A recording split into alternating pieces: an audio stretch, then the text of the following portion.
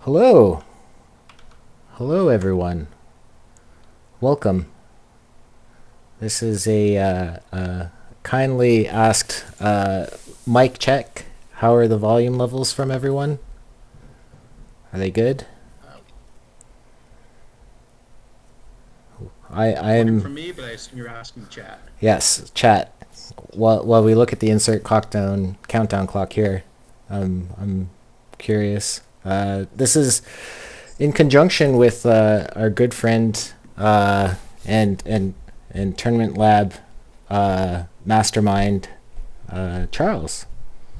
So typically this time slot is reserved for, not necessarily reserved, but this is when the Warbot stream goes.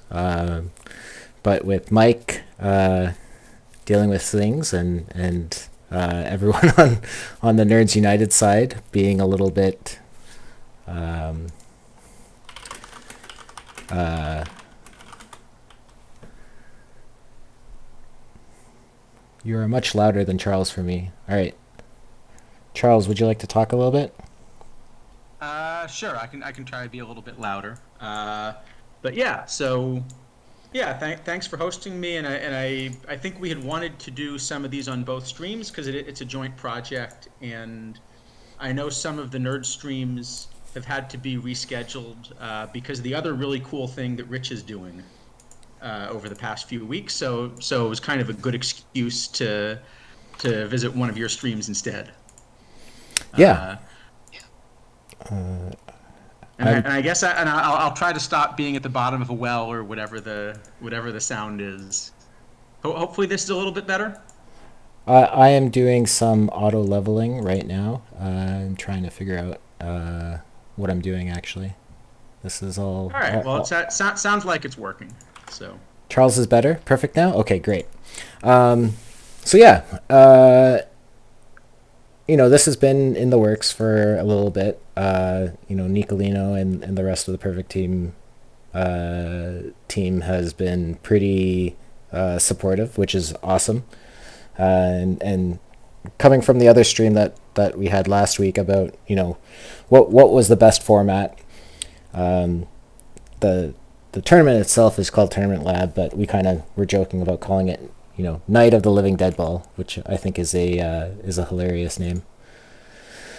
Um, so yeah, so Charles and I are basically Charles and I are going to have a healthy debate about what this all means, and considering how unique this format is, it's actually I'm excited. I'm going to be away from the computer when it's happening, so uh, but I'm planning on putting in a team, so it'll be good to and go. and and we will have a stream. We're gonna do something around the finals. We have to check the timing because one of the things that we forgot is it's the same day as PTCS for the first one. So we're going to have to make sure that we don't collide with the PTCS stream. But assuming we can avoid that, we're gonna do a stream around the finals and see how we all did. So uh, for those of us that tried to watch my other stream, basically this is kind of the breakdown of the format. Live cards, diamond and below, the cap. So I think this is the math on how to do the cap number. So the cap number is 5.678. There's no DH.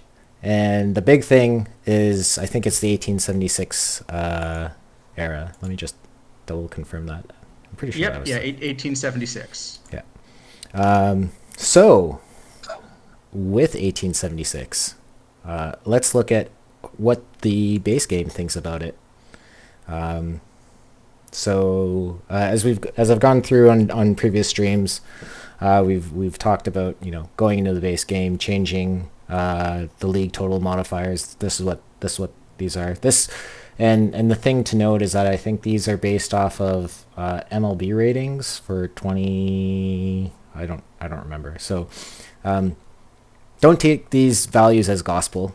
Basically, they are relative to the card pool, and this is something that Charles and I will talk a little bit about later on.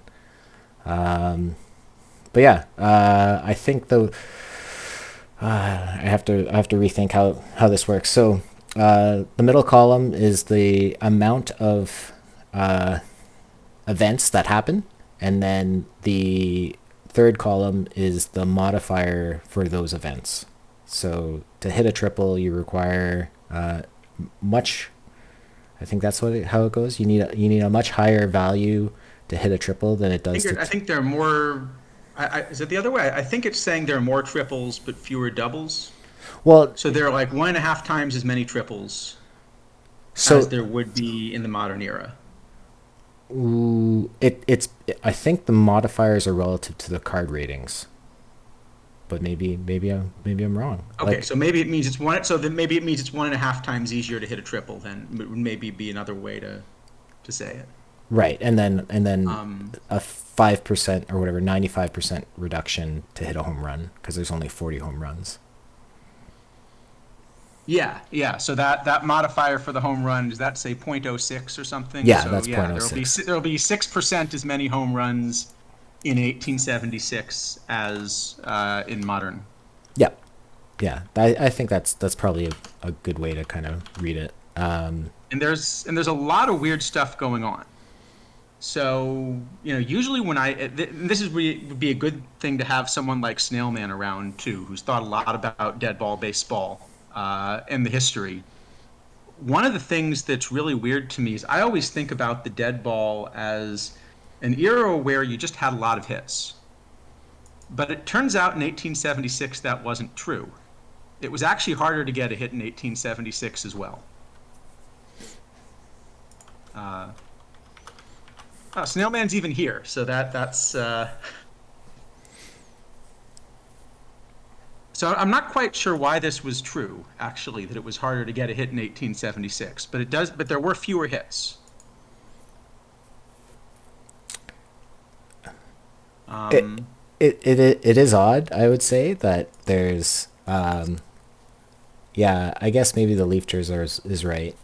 There's something here that's not, I guess, not necessarily captured, at least on this slide as we get further on. But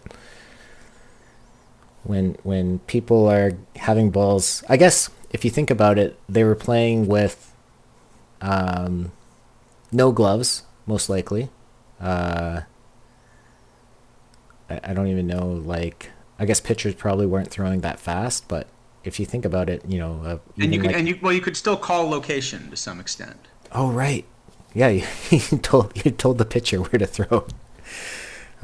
I mean, there's actually a wonderful old time baseball league in the Boston area that if anyone's around there, uh, it's really kind of mind blowing if you're used to playing baseball, but it's a lot of fun.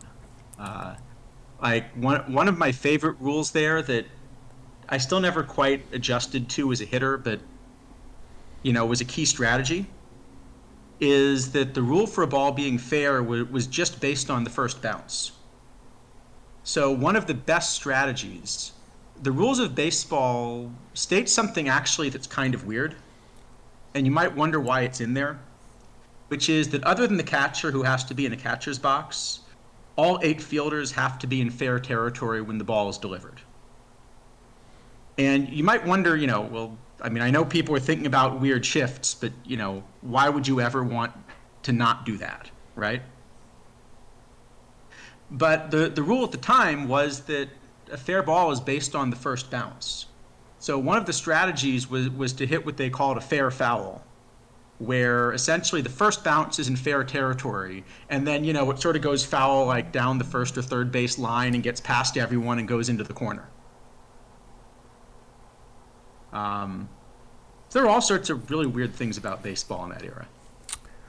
Indeed. Uh, the other one I don't understand, just intuitively, is how it's really hard to hit a double, but then relatively easy to hit a triple. Well, I think, yeah, the modifiers kind of don't make sense, but again, these modifiers are tuned, I believe, to the card pool that we have. So maybe in general, for an MLB, let's assume it's 2010. The MLB card ratings would be it's harder for in the current MLB to hit triples than it was in 1876. I guess relatively So, speaking. so the one bounce thing that Snailman's mentioning, that rule was mostly changed, but for a fair foul, actually, so you could be out on a foul ball on a bounce still. Like it could be fielded.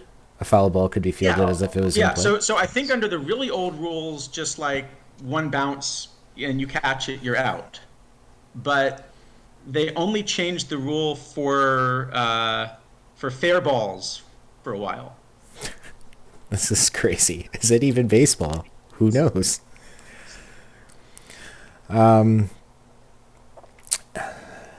Now we continue our voyage through the base game and some of the ratings. You can kind of see, I guess, going top to bottom. Starting pitching, the stamina gets boosted. Relievers get boosted. Charles pointed this out. Passed balls.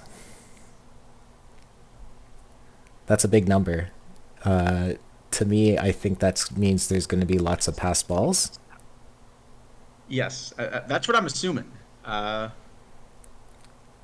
We were kind of hoping that chat would know, is passed ball a pitcher? Well, okay, so there's pitcher's wild pitches, but which component of a catcher's rating relates to passed balls? Is it catcher ability? Is it infield error? yeah, I was guessing catcher ability, but I've never really tried to check. I feel I like can that see the argument why it could be infield error, I guess. because for plays at first base, infield error comes into play, right? For like a fielder's a first baseman's ability to catch and receive a ball, I guess, right? Yeah, I think so because I think the infield like double play rating does matter for like a 1-2-3 or or 6-2-3 or something double play. Right. Um, But the yeah, pass balls, yeah, that's going to be it's maybe not quite as bad as it sounds because the actual background rate of passed balls is very low. So even if it's 14 times higher, maybe it's still not enormous, but it's going to be a lot of passed balls. the base paths are going to be like a carousel, and then this wonderful slide.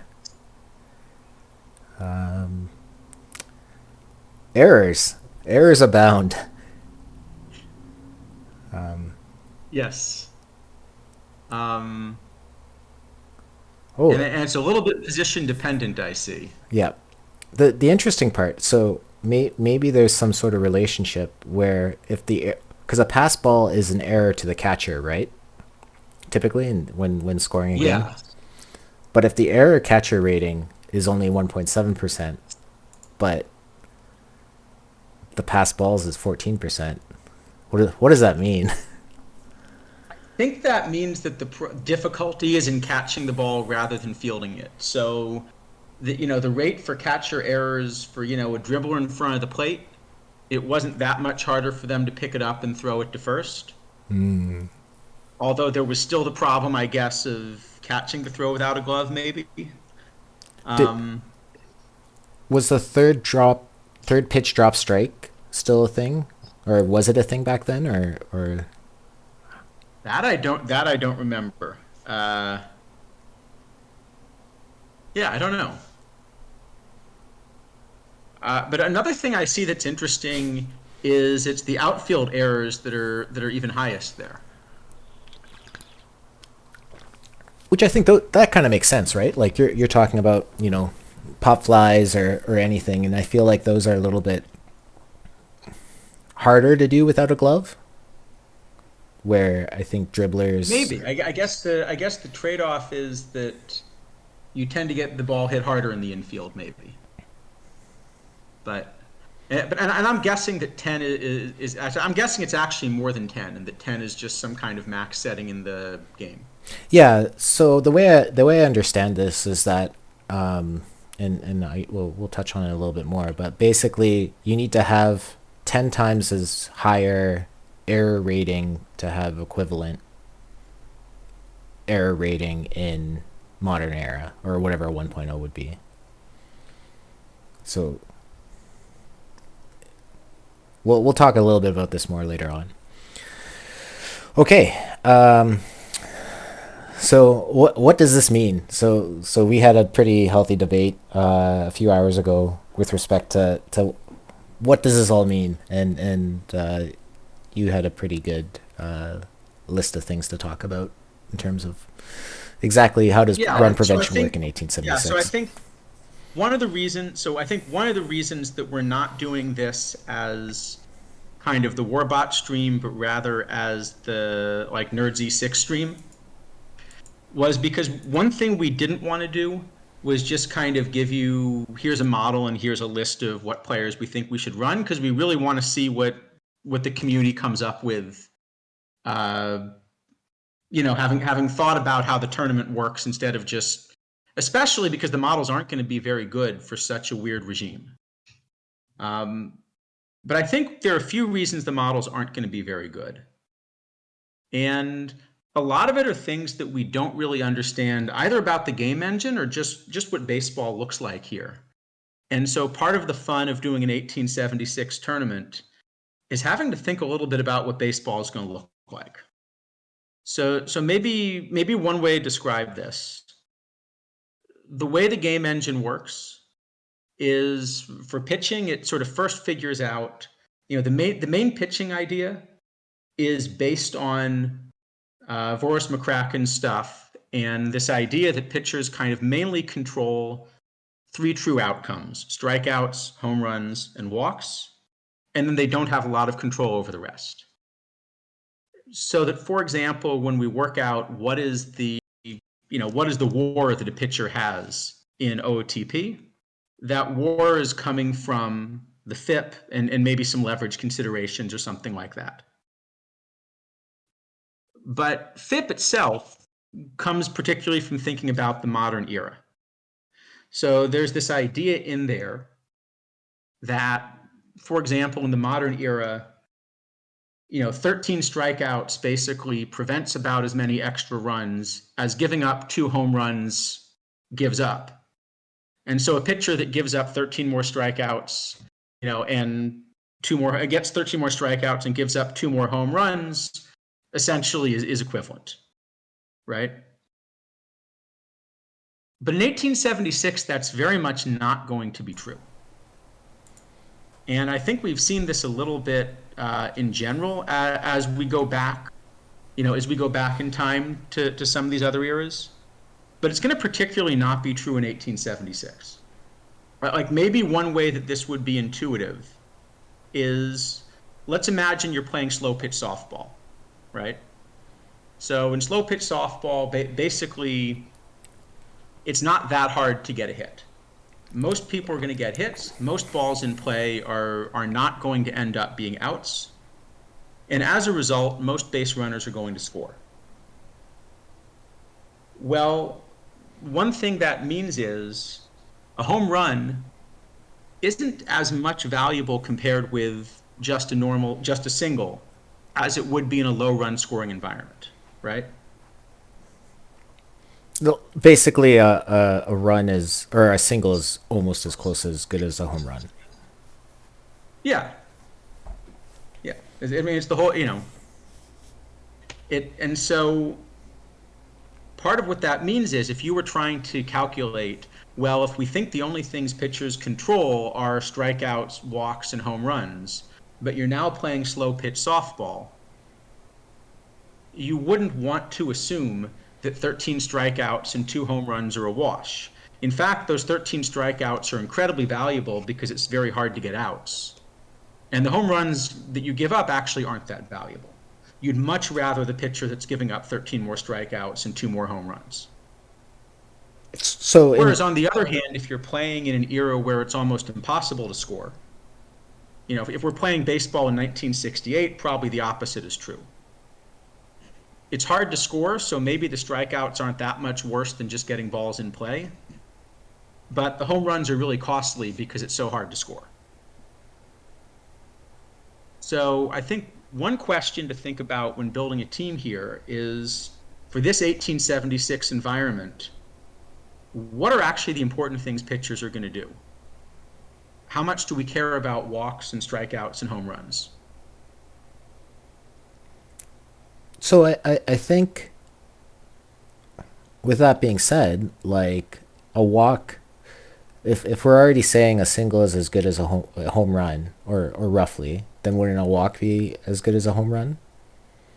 In slow pitch softball, definitely, yeah. Yeah, in slow pitch softball, walk's almost as good as a home run because you're likely to score. Yeah. Okay. Yeah. But now if we're doing this in 1876, so now if we think about the environment that we're in 1876, so we're in an environment where, from what you just said, it's a little bit harder to get a hit. There aren't a lot of home runs, but on the other hand, there are a lot of passed balls. So the runners that do get to first base are maybe more likely to get some cheap bases. I guess maybe a good way to think about it. I don't know if you happen to have, I should have asked you about this before. I don't know if you happen to have a slide sitting there with one of these run expectation matrices. Like how many runs you expect to score, from say first and third with one out or something like that. No, but I can do it real quick. Um, so this is something that's at the core of strategy in modern baseball, right? Even something as simple as if you start to ask, should you sacrifice bunt? If I have runners on first and second with no out, should I bunt them over? One of the ways you can do that calculation is to just ask how many runs you expect to score second and third with one out. And is that better or worse than what you expect to score with runners on first and second with no out, right? But the magic of modern editing. There we go. There we go. Um, Aha. So in fact, we can kind of answer this pretty directly, right? So what we see is that if you bump the runners over, first and second with no out, 1.37 runs is what you expect to score. With one out, second and third, it's 1.35. And of course, there's some chance that the bunt fails and some chance that you get an error or something.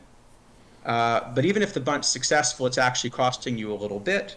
So this is kind of telling you that sac bunt is generally not very good unless there's a good reason that you're playing for, one run or something like that, right? Um, and and this is probably part of why there are so many fewer sac bunts in modern baseball is that, people looked at a chart like this and they can compare, a runner on first with no out and a runner on second with one out, and it's clear that bunting the runner over is not a good idea, right? Um, so I guess the question is, what do we think this chart should look like in 1876? Maybe I don't have a 10. good answer to that, but that's the question that will decide what the right strategy is. What does this chart look like given the modifiers you just showed? I guess you could always flash them up again if you want, but given the modifiers you just showed about how baseball changed, what do we think this matrix is going to look like? Right, because that run expectancy matrix is based off of, observed stats across a large swath of data and Markov chains, I think, if I recall. I think, Lots of statistics. yeah, so you're basically just calculating, or probably actually in modern baseball, there are enough examples of everything you can even just work it out. Yeah. So it might just be entirely observed. And I think you're probably right that they're probably doing some kind of Markov chain calculation just to smooth it out. Um, So but but yeah, so the question is how we think this is going to change uh, for 1876 baseball, because that's going to dictate our strategy. yeah, and I think from using the softball analogy, like all these numbers are going to be higher, presumably.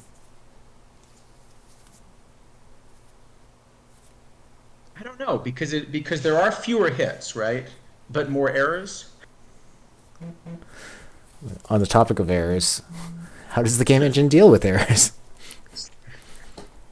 Well, that's another good question. Yeah. Um, so I guess that's another question to think about, right? Um, so yeah, I think on the run prevention thing, we want to think about it because that's going to help us figure out for pitchers how important it is to prevent different, uh, how important is it to have a pitcher that will, there won't be a lot of strikeouts, but maybe getting a few extra strikeouts is worth something, or maybe it's really not that valuable. That depends on what you think that run expectation matrix is going to look like, right? For the errors, I think this is one where what I'm really interested in seeing is thinking about this as a probe of the game engine, right? Uh, so, as you mentioned, there are a few ways that you could interpret this. When you see that there are 10 times, errors in left field, say, one interpretation of this is that the left fielder makes 10 times as many errors. Another is that basically you're dividing their error rating by 10 or something like that, right? Yep. But those will have different effects within the game engine. Or maybe another way to say it is imagine that I have, two different options at shortstop, and one's a good fielder and one's a bad fielder, right? Does this mean that you're going to have 4.7 times as many errors for both players?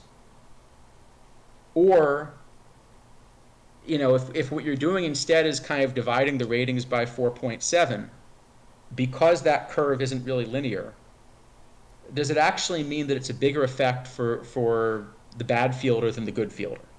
That basically maybe the good fielder might make 3 times as many errors and the bad fielder might make 10 times as many errors.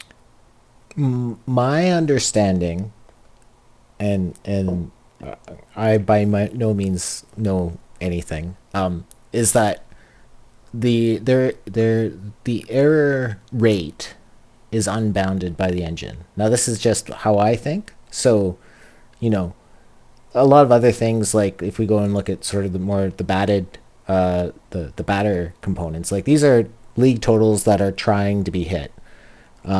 Okay. But playing someone poor who's a poor defensive player at a position, especially a premium position like shortstop, they will have a unbounded amount of errors. Is my understanding.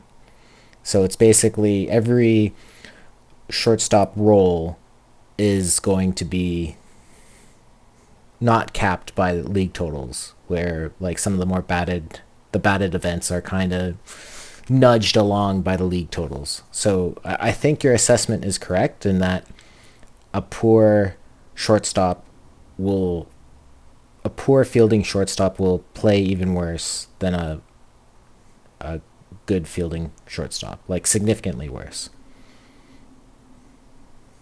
Well, I guess one of the reasons I'm asking is so I remember very early in the cycle, there was a weekly I played in where I just badly messed up my build. Or that's what it was. It was this issue where when you sell a player, the duplicate thing breaks your save build. Um, so I ended up having only one shortstop in the weekly. And when you run one shortstop, what happens is the shortstop gets tired and then they perform very poorly, and then you never get out of that cycle because you never get to rest them, right? Yep. But what I discovered is that if you micro it, well, if you force bench that shortstop, you will not play that shortstop, Yep. and someone else gets stuck there. Um, so I got to discover the joys of finding out what Buck Leonard would be like playing shortstop. And Um, and it turned out he wasn't that bad. I mean, he was bad. He's not a shortstop. Um, but it actually looked like there was some kind of floor to how bad a fielder can be at a position as well. Um, yeah, but I the only guess place that seemed to not be true was catcher, where I think I had a couple guys that, experimenting with this did get, 10 passed balls in a game or something. Well, I think in general, the infield rating, like going back, the infield ratings, like the infield error and infield range, like those, Buck Leonard's is not non-zero, and so now you go into the positional, um, positional familiarity ratings. And so I guess the question is that a person with zero positional familiarity is, I guess, not as punitive as someone who has zero catcher positional familiarity. And I think that's just a I think function. that sounds right. I guess the reason I'm asking is, in particular, I'm looking at the outfield errors, and it looks like it's telling you there's a cap on how bad somebody can be. Yeah. And if that were true, then it might actually be the case that for some of these positions, you'd rather run a much better bat that doesn't play the position, or do something weird like that. It would be an interesting thing to experiment with. Well, I think it's all relative to the amount of opportunities. So if we go start going into whatever the biz, like where balls are being played, I guess I still Yeah. would say that maybe outfield, like playing only ground ball pitchers and punting on outfield error, like even a ground ball, an extreme ground ball pitcher is still 40% fly balls, right? Something like that. Yeah. Yeah. So you're, it's Which is another thing I'm noticing here, right? That given the error rates in this format, it seems like ground ball pitchers are going to have an advantage just because the infield defense is a lot, I don't know if I should say better or less bad than the outfield defense. yeah, and I think we're talking about like slight advantages. Like I think in general, the infield and outfield error ratings are probably going to be more important than the range ratings,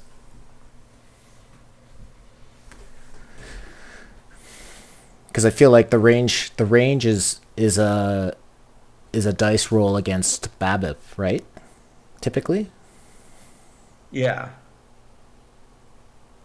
Although I think whether that's true depends on which of our interpretations of this factor of 10 is correct.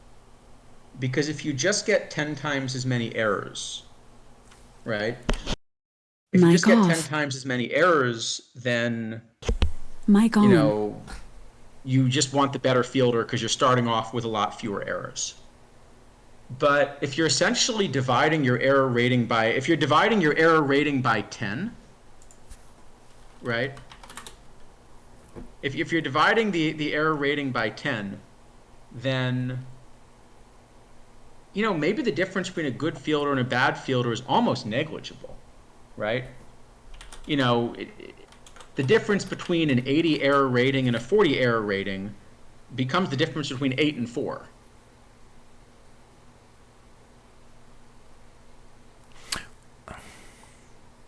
Yes.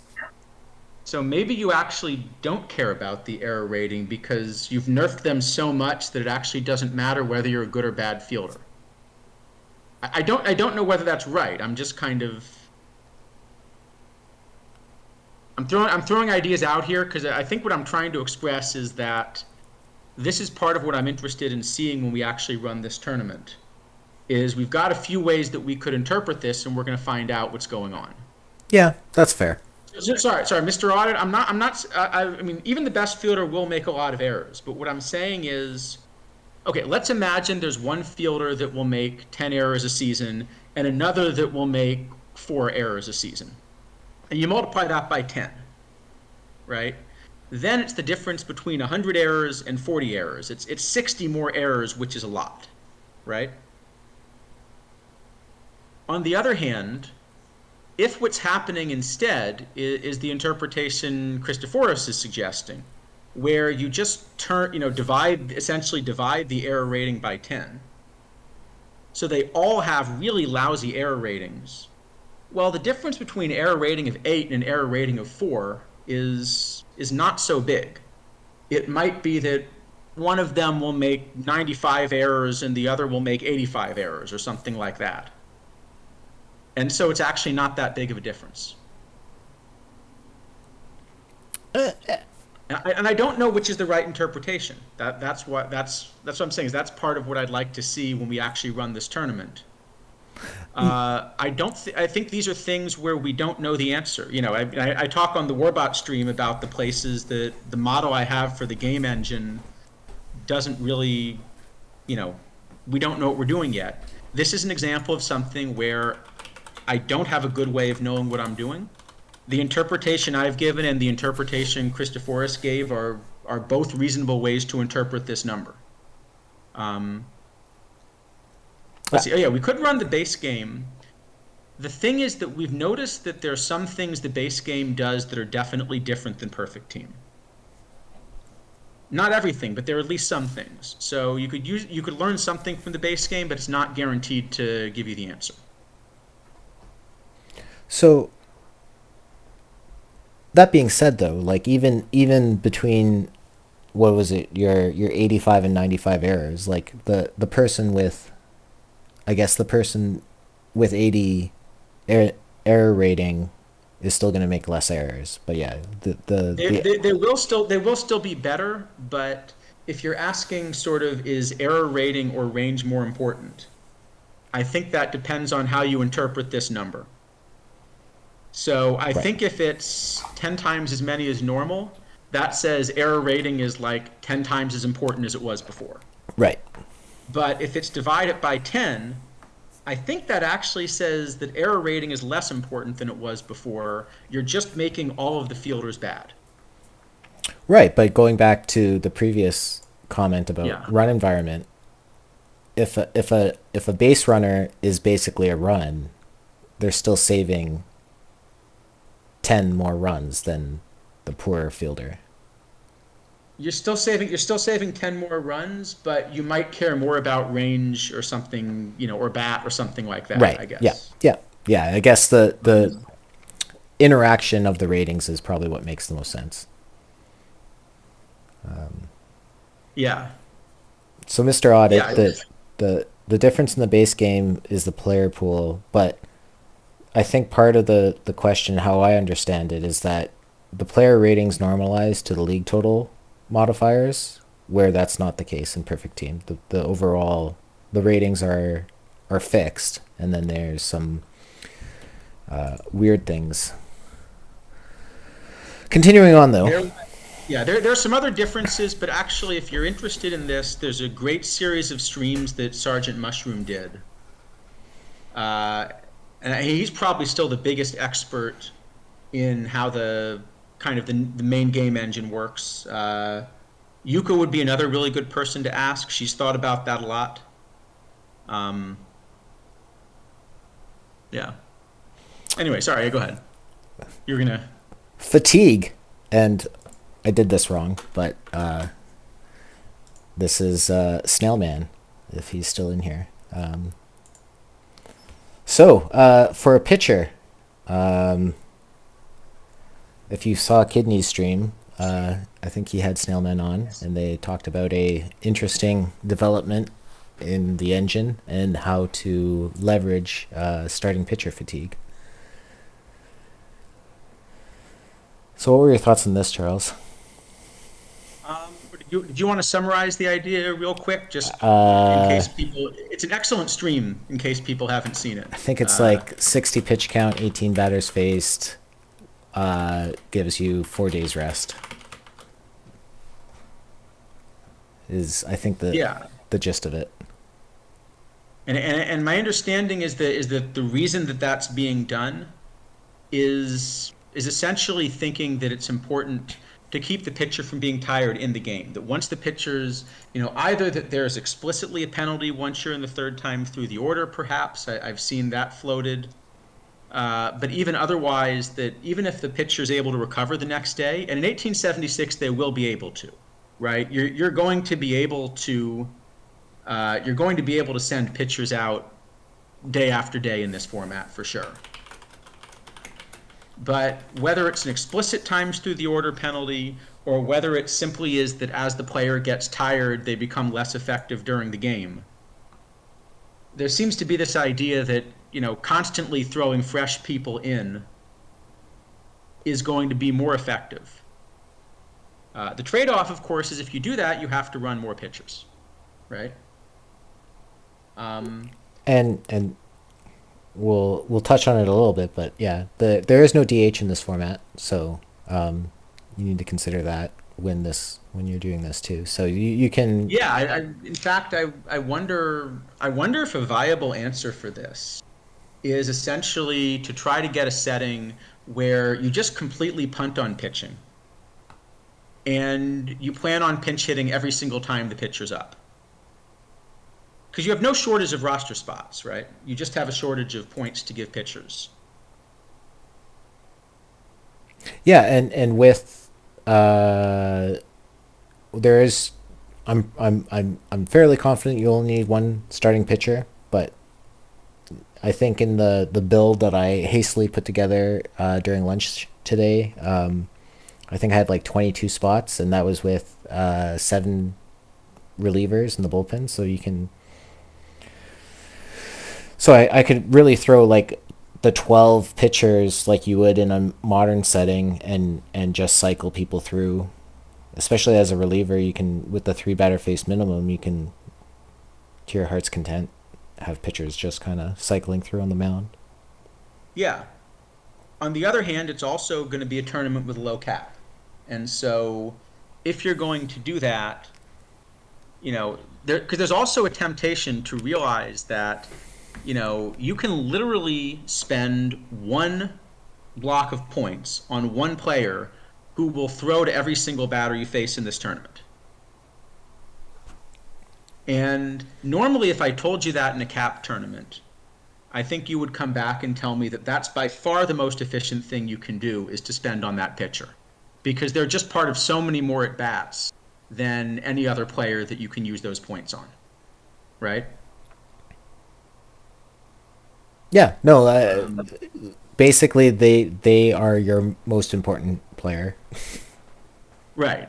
So if you run kind of this strategy that Snailman pioneered, and yeah, I see someone's mentioning, yeah, so I'm running it in a lot of era tournaments. I think the version I'm running is slightly different than the one Snailman is, but it's a similar idea. It's just a slightly different wrinkle on it. Um, I've seen a few other people making it work. Uh, but the trade-off is in a cap tournament, if you're going to do that, the player that you spent all those points in gets taken out of the game. So I guess that's an interesting question. Should you still run a strategy like this or not?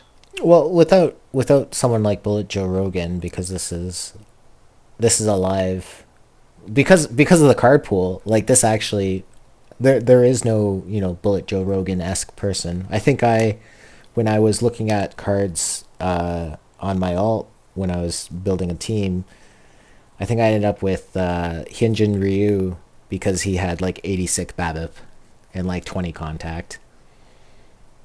But again, going back to some of these ratings on like strikeouts and like batting average balls in play, maybe that's okay. And he had pretty high control. I think he was in the 70s, and not a lot of stuff. So in terms of like pitching, I think I don't know if he's what I'm gonna run on Saturday because I haven't spent that much time, but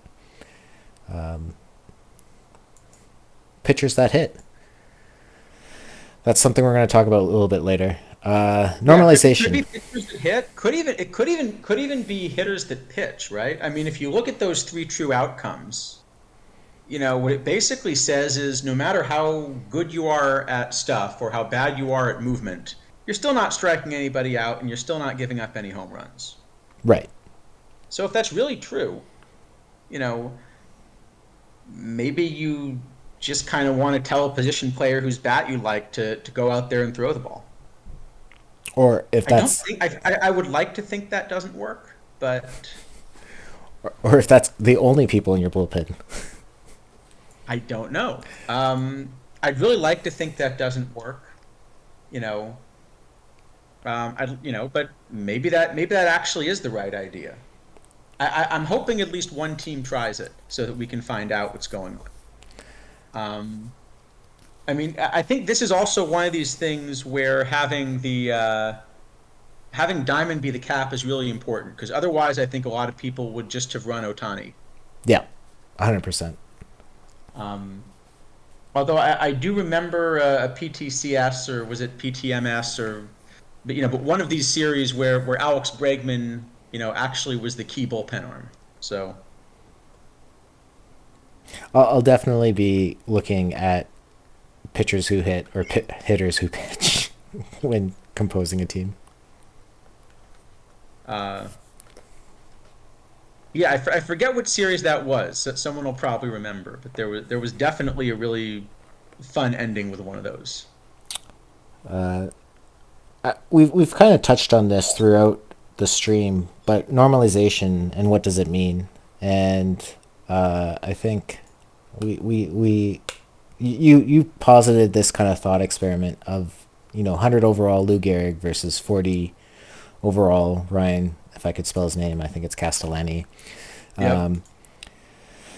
How he would do in perfect league, how he would do in the open best of seven in modern era, how he would do in open best of seven 1876 era, and daily low cap modern era. Yeah, so I think this is one of these things where again something where different people that have been modeling what's going on. Oh, that's true. Astudillo, because his main problem is the strikeouts, right?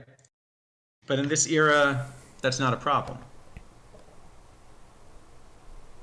Um, Sorry, I'm just reading chat. Yeah, so I think this is something that when you're trying to model from data comes up a lot. Is this question of whether there's some normalization going on in the game engine. So, for example, in league play, right, it seems like there's this attempt to get the overall stats to kind of match what they should. So that if you imagine doing the experiment of just running only really good batters against really bad pitchers or something, you still wouldn't end up scoring 15 runs a game. And I think most of the people that have been modeling league play agree that there's some version of this going on. I've seen a couple other theories for what's going on as well, but that seems like the most likely answer. But the question is whether that's true in tournaments. So the way Warbot's model works, we've ended up concluding that that's not true. So imagine that Lou Gehrig gets to face, Castellani, right? He's going to hit a lot of home runs.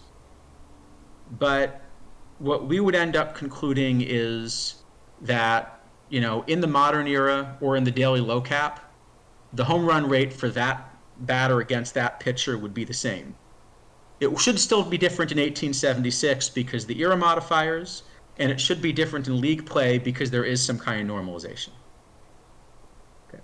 On the other hand, there are some models that instead, I forget if yours is one of them, argues that you get normalization separately for each tournament.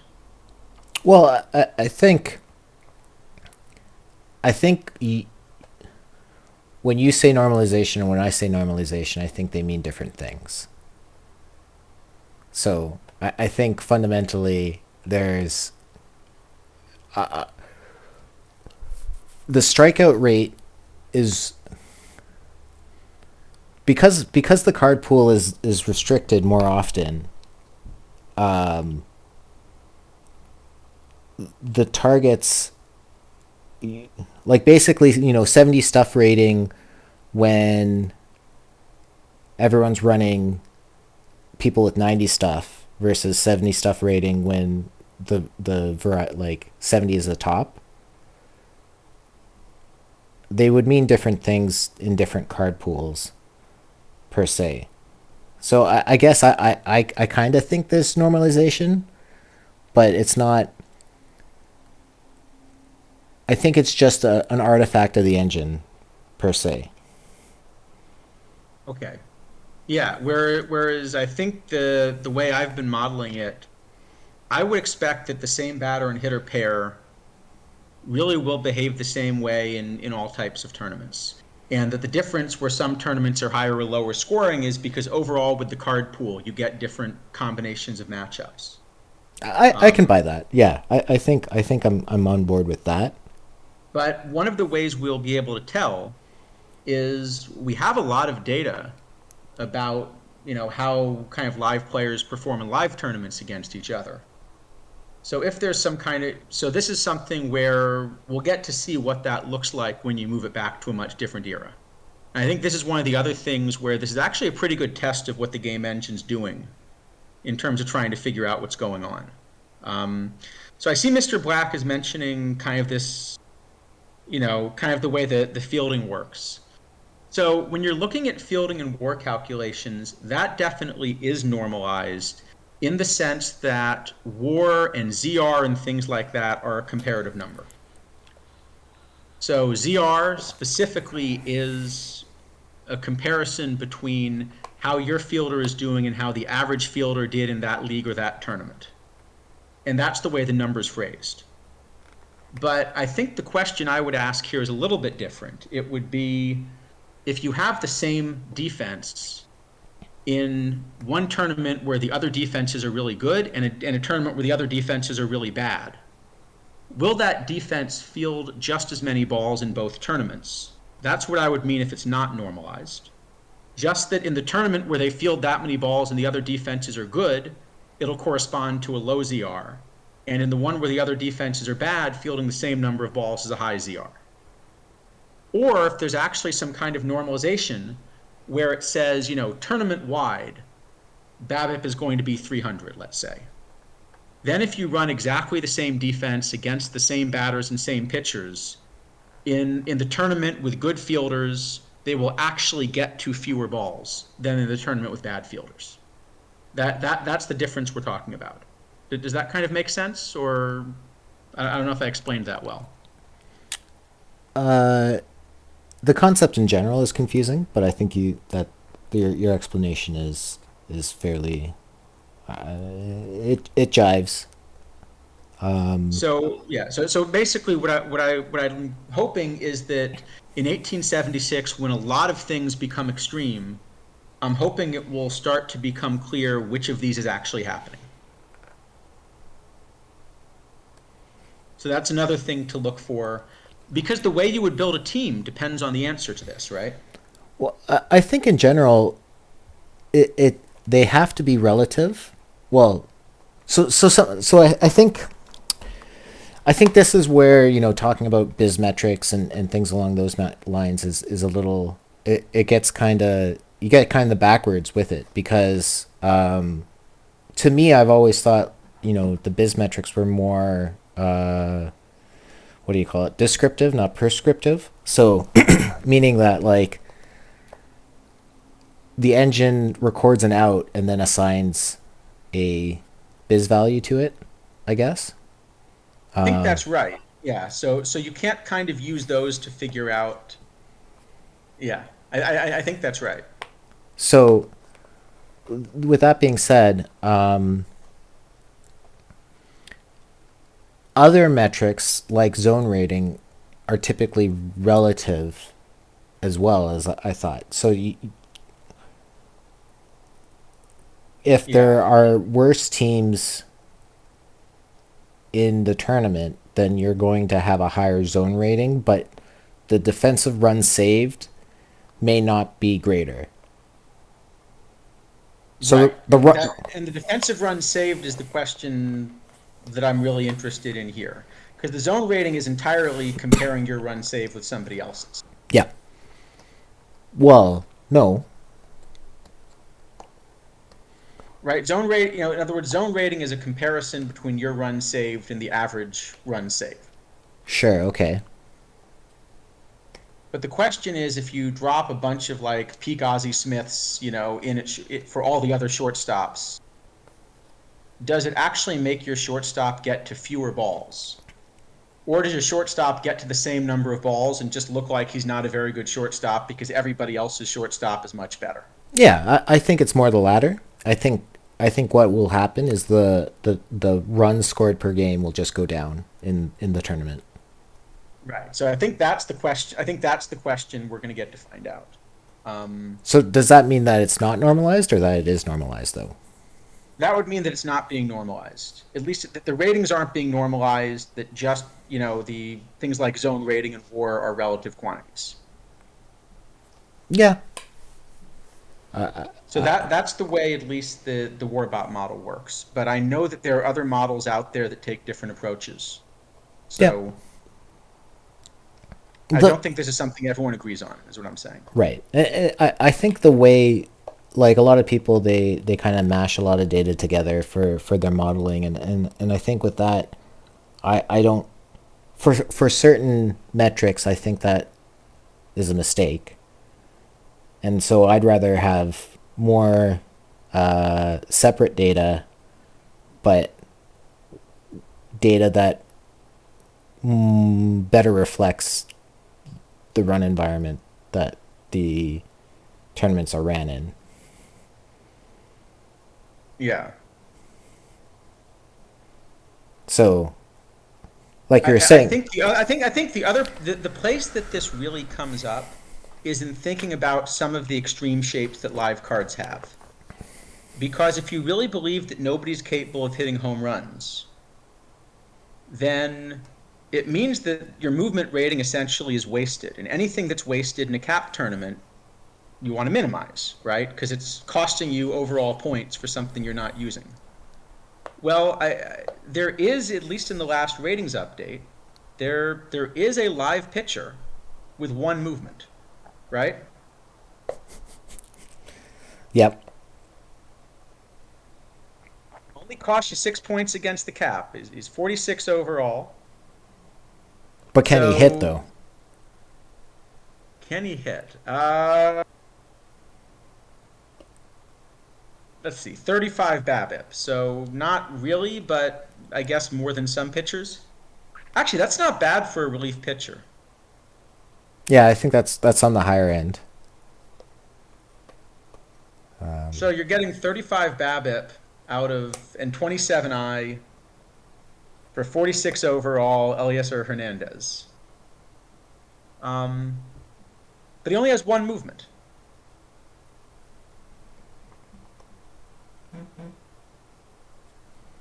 Well, I guess Mr. Black, the question about movement and quality of contact and what have you, I think there's, I don't know, I've heard a lot of things, and I do know that you know pitcher profile and movement are related. I.e., you don't want a ground baller or an extreme ground baller with very low movement because that means that their true movement is very low. Similarly, like an extreme fly ball with high movement is good because it means that their home run per nine rate is probably lower than someone who I know Yeah, that and I know. there's also the weird thing about this format that you were showing us before, where somehow there are a lot fewer doubles and yet simultaneously a lot more triples. Relative. Relative, yeah, yeah. Yeah. But still, I guess it's like any ball that gets past the outfielder tends to go for a triple or something. Well, one thing that is not necessarily captured in the base game, in terms of these modifiers, is basically the arm rating. So I could like, I guess arm is used for assists, right? So those Yeah, base runners who are taking that extra base, if theoretically, the optimal athlete back in 1876 could only throw 90 feet, then and you played in cavernous stadiums, then it would take a Well, I while. guess part of the problem is, I'm just imagining some of these modern right fielders that have an absolute cannon, trying to throw out a guy going for third, and then some poor third baseman out there with no glove trying to make the play on that. Yeah, but again, that's kind of captured in more of the error rating, because I assume Yeah. it's going to be an error on the outfielder on the throw, or it's going to be an error on the third baseman on the catch. And I think that's what kind of gets us to these pretty punitive error ratings.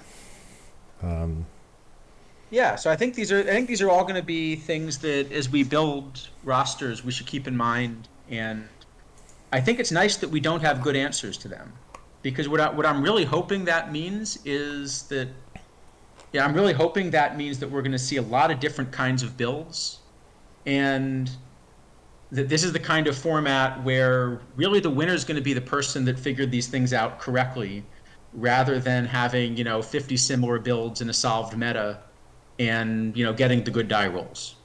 Yep. Um, The kind of the last thing I wanted to touch on today, we mentioned it, was how are you going to compose your rotation in your bullpen? Are you going to get pitchers who bat or batters who pitch? And this kind of goes back to the snail man approach, where do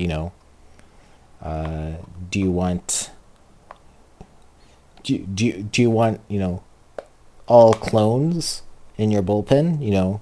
People who are just going to be there because they you need an arm on the mound.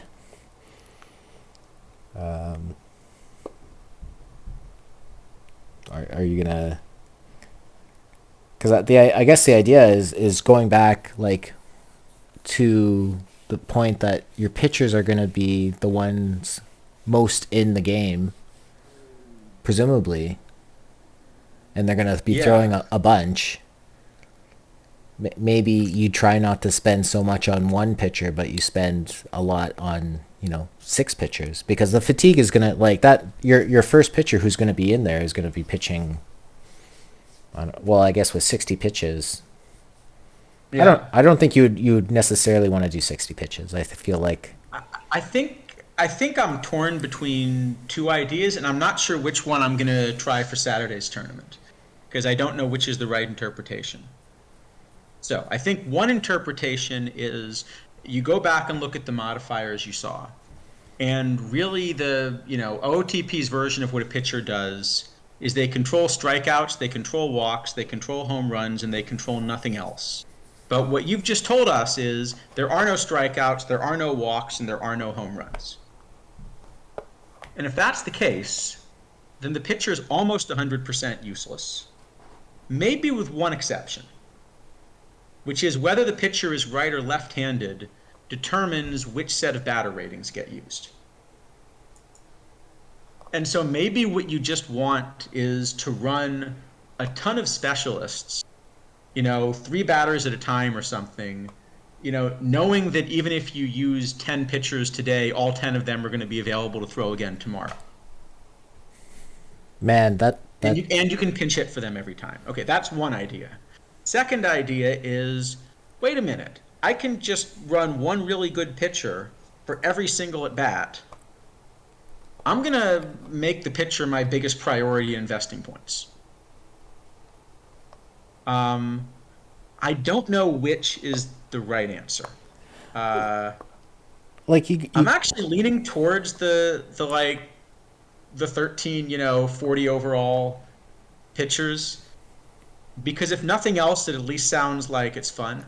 I mean, basically, like what would happen if you let Tony La Russa manage in 1876? the part that I'm worried about is, like, you got to figure there's gonna be, like, just a guess, like 40 batters faced a game. Like, you're basically gonna have to exhaust your entire bullpen the entire every game. Well, you will, but they won't be exhausted for the next day Right. because they can throw 160 pitches if they want to and come back the next day. True. So you will have to use your whole bullpen every game, but that'll be okay. And whoever your last guy is out of the bullpen, if he throws 160 pitches, you don't really care because he can do that in this era. I'm wondering if we're gonna break the box scores with all the substitutions. Like I feel like it's gonna be a page and a half of substitutions in a 13 man 40 overall pitching staff. Don't know. Um, so I don't know if this is actually a good strategy. Uh, I'm pretty sure that one of the two things I just said is the right strategy. That either you want to invest everything in one incredible pitcher, or you want to make your pitchers completely fungible, depending upon how the era works. But I think I'd sort of be guessing about how the era works. Uh, and the other nice thing is that because it's the cap tournament with a low cap, normally if you're running a bunch of specialists, what you would worry is that people are going to pinch hit a lot against you. But in a cap tournament, you're not going to see a lot of pinch hitters because that's really making the bats worse. And the bat skill does matter for this format, right? So you actually can play matchup games in a low cap and expect that you're going to get the matchups you want.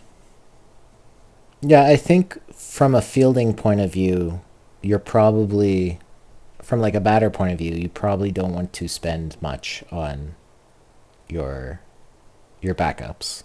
I think that's where definitely where you can punt. Yeah. And so if you're going to take your diamond left fielder out of the game in order to get the righty lefty matchup with a low iron, especially if you're going to do that, in the fifth inning and I've got two more substitutions coming in later, I think I've done well. Yeah, that's not good. Um, the more we talk about this, the more I think I'm talking myself into running 13 pitchers in this format. 13 pitchers that are to me that are high low high that Well, 13 pitchers that are 40 overall, a mixture of righty and lefty specialists with short hooks, pinch hit for them every time, and probably as close to extreme ground ball as I can get extreme ground against. balls or extreme fly balls. Oh, I guess we would want extreme ground Well, ball because we don't want. because the infield gets bad less quickly than the outfield, Sure. Okay. I think. Although I also saw that it's almost impossible to turn a double play, so that might change the calculation a little bit too. Because that's part of why ground ball pitchers do better is that you get more double plays. Where's trying to You see had that that? somewhere, right? No, it's just no, the one you just had up a moment ago, I think. Oh yeah, fielding ground balls double plays. Yeah, so it's really hard to turn a double play on a ground ball.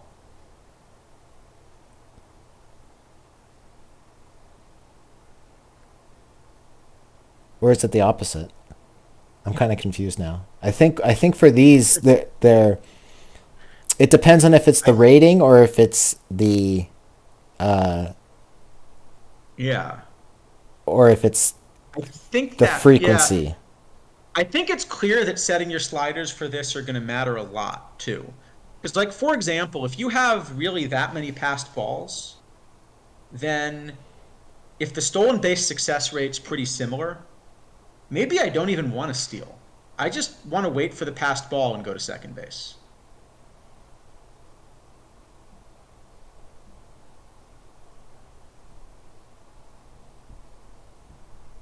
I don't know. It's gonna be fun. That's what I know. Yeah, I think it's going to be a lot of fun. I'm hoping to see a bunch of different strategies out there. Uh, The only thing I'm going to be disappointed is if I see everyone just, forgetting that it's 1876 and running, like a modern low cap with 5 starters or something. Please don't do that. Uh, I think it's going to be hard just with the live. Uh, Even though, like, not even talking about the 1876 component. I think just doing a low live card cap is kind of interesting. I think there's already a quick that does that though, right? there's some live quick cap, but it's not this low, right? Is it? There's a live open that's 1500 that's daily, Oh, okay. but I'm trying to remember what the live quick is.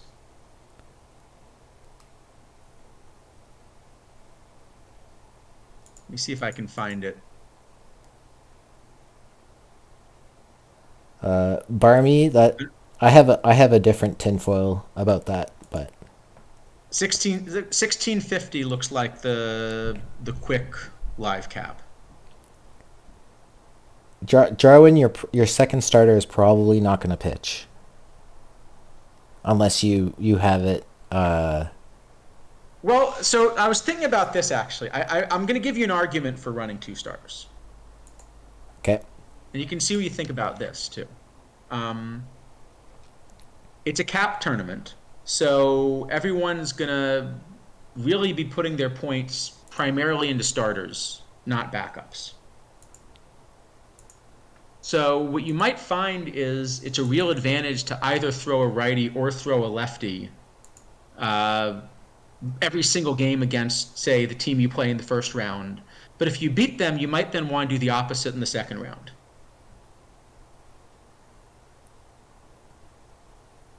So Oh, the I see. advantage, so if you have 2 pitchers on the roster, if you think pitching's important and it's really that important, you might want to put both a righty and a lefty on the roster and then only have one of them pitch in each series, but switch out which one you pitch depending upon your opponent.